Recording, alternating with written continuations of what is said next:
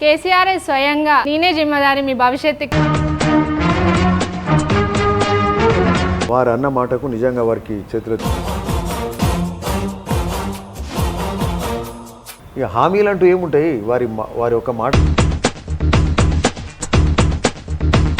కాంగ్రెస్ లో ఉన్నప్పుడు మాజీ డీసీసీపీ ప్రస్తుత బీఆర్ఎస్ నాయక్ బేస్ అంటే ఎట్లా ప్రజలలో బేస్ అక్కడ కాంగ్రెస్ లో ఉన్నప్పుడు మీరే బాస్, ఎవరికి టికెట్ ఇవ్వాల్సి వచ్చినా మిమ్మల్ని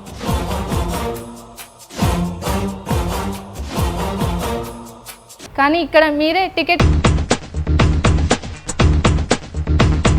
అనేది అడ్మినిస్ట్రేటివ్ పోస్ట్ అంటే నాకు ఇష్టం వచ్చిన వాళ్ళకి ఇయ్య నేను పోస్ట్ ఇష్టం వచ్చిన వాళ్ళకి టికెట్ ఇయ్యం.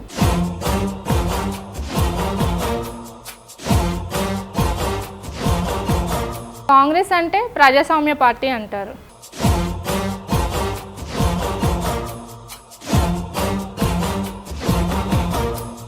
టిఆర్ఎస్ అంటే కుటుంబ స్వామ్య పార్టీ అంటారు.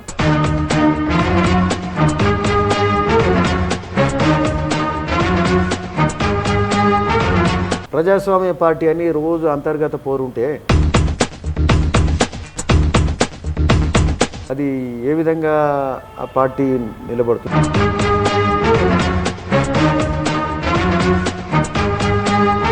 అక్కడ ఉంటే జై కోమటిరెడ్డి అంటే సరిపోయేది కదా.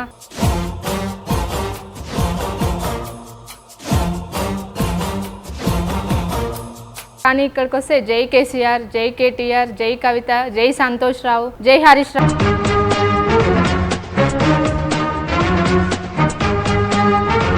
జై కోమటిరెడ్డి అంటే సరిపోతుందని ఎవరు చెప్పారు మీకు?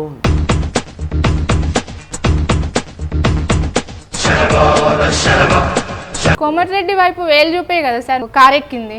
జై కోమటిరెడ్డికి మేము గెలిపించినాం, జై కోమటిరెడ్డి కాదు, కోమటిరెడ్డిని గెలిపించింది మేము. జై కోమటిరెడ్డి అంటే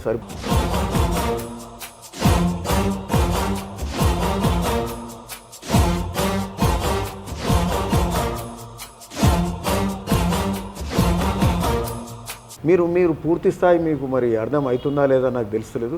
జై కోమటిరెడ్డి అనే పరిస్థితి లేదు.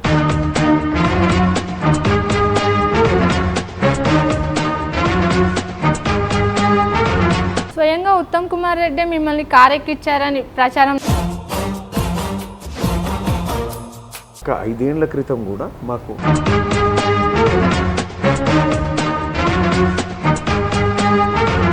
పిలుపు ఉండే మేము పోలే. ఇదే వెంకరెడ్డికి ఎంపీ టికెట్ ఇచ్చినప్పుడు ఇతనితోటి ఇబ్బంది అని పక్క ఆలేరు నియోజకవర్గంలో అక్కడ వ్యక్తి వెళ్ళిపోయాడు. బీర్లా ఎలయ్య నా ఫ్రెండ్, ఆయనను గెలిపించారన్నారు. అంటే బీఆర్ఎస్ ఓడిపోవాలి.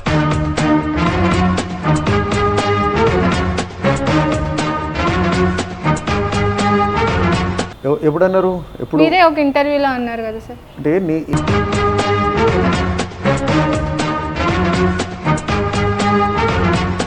9.5 సంవత్సరాలు కాంగ్రెస్లో ఉండి ఎన్నోసార్లు కేసీఆర్ని, తెలంగాణని, టీఆర్ఎస్ గవర్నమెంట్ని ఎన్నోసార్లు విమర్శించి